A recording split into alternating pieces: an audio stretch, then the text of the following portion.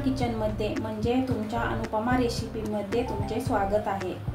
आज आपण एकदम हलकी खुसखुशीत अशी नानकटाई करणार आहोत आणि तीही घरच्या घरी, घरच्या साहित्यामध्ये।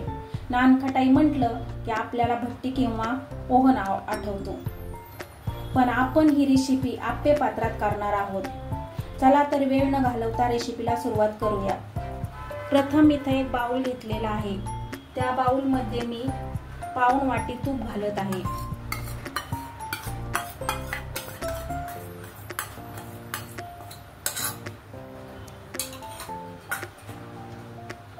आता ह्यामध्ये आपल्याला 2 वाट्या पिठी साखर घालायची आहे।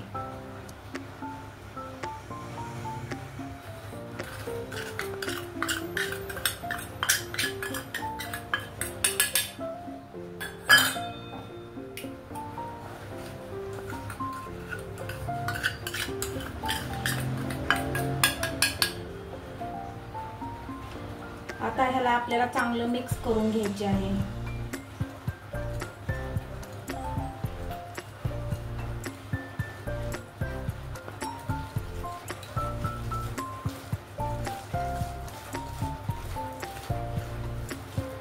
आपल्या साखरेचा आणि तुपाचा रंग पिवळा दिसत आहे, तो पांढरा होईपर्यंत आपल्याला असं फेटून घ्यायचं आहे।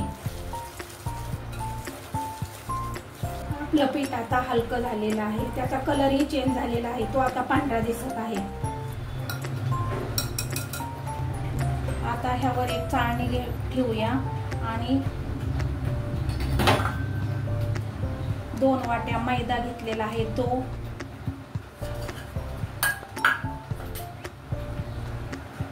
गाळून घेऊया।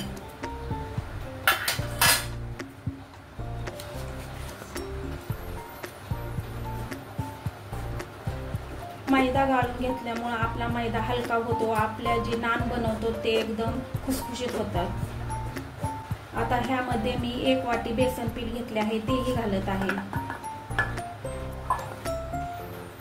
पाऊण वाटी मी इथं कस्टर्ड पावडर घेतलेली आहे, ती पण घालत आहे। कस्टर्ड पावडर तुमच्याकडे नसेल तर तुम्ही त्याच्या ऐवजी वेलची पावडर ही घालू शकता।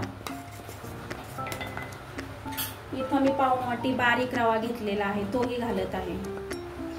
थोडं चवीपुरतं मीठ घेतलेलं आहे। अर्धा चमचा मी बेकिंग सोडा घेतलेला आहे आणि इथं 1 चमचा मी बेकिंग पावडर घेतलेली आहे। हे सर्व आपल्याला चाळणीच्या साहाय्याने गाळून घ्यायचे आहे। आता पीठ चाळून झालेलं आहे, ते चांगलं मिक्स करून घेऊया।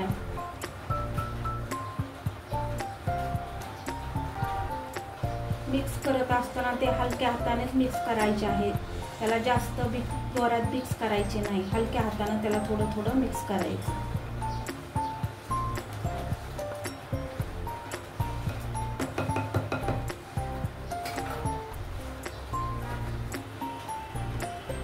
आपण कणिक मळतो तसे आपल्याला जोर देऊन हे पीठ मळायचं नाही, ते हलक्या हाताने मळायचे आहे। त्यामुळे काय होतं, आपण जे बिस्किट बनवणार आहोत ते आपले एकदम खुसखुशीत होतात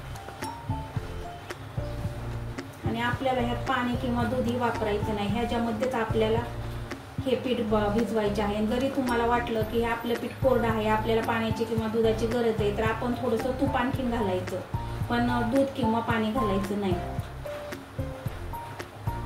अशा पद्धतीने आपण हे सर्व मिक्स केलेलं आहे। आता ह्याचा गोळा बनवून घेऊया।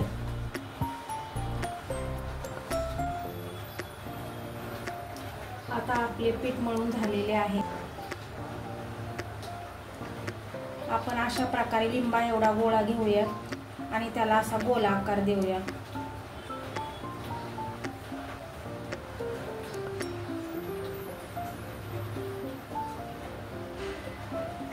थोडं प्रेस करून त्याला चपटं बनवूया।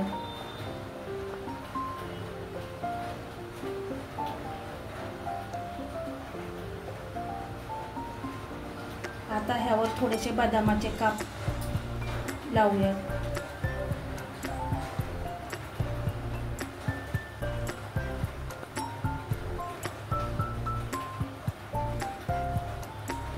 अशाच प्रकारे आपण सर्व नान बनवून घेऊया। आता आपले नान करून तयार आहेत। मी इथं एक जाड तवा घेतलेला आहे, त्यावर हे आप्पे पात्र ठेवलेले आहे।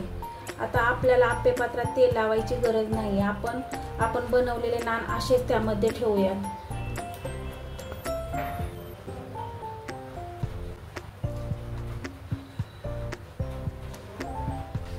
आता आपल्याला हे 15 मिनिटं बेक करायचे आहेत।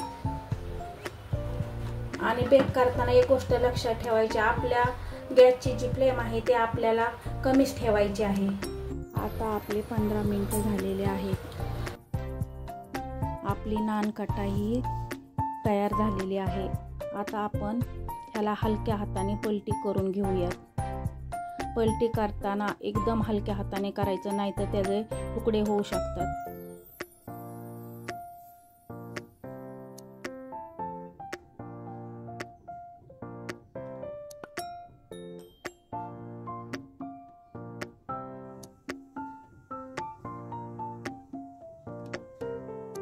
अशा प्रकारे नान अतिशय साध्या आणि सोप्या पद्धतीने तयार होतात। अचूक प्रमाण घेतले तर ते छान तयार होतात। आता आपण ह्याला 10 मिनिटे गॅस बंद करून ठेवूयात, म्हणजे त्याला आणखीन क्रिस्पीपणा येतो।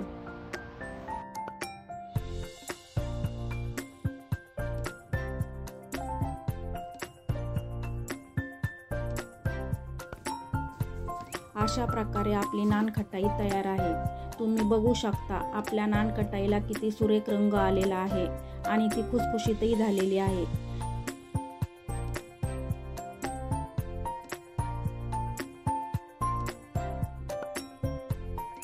अशा पद्धतीने तुम्हाला ही जर रेसिपी आवडली असल्यास लाईक करा, शेअर करा आणि चॅनलवर नवीन असाल तर सबस्क्राईब करा। धन्यवाद।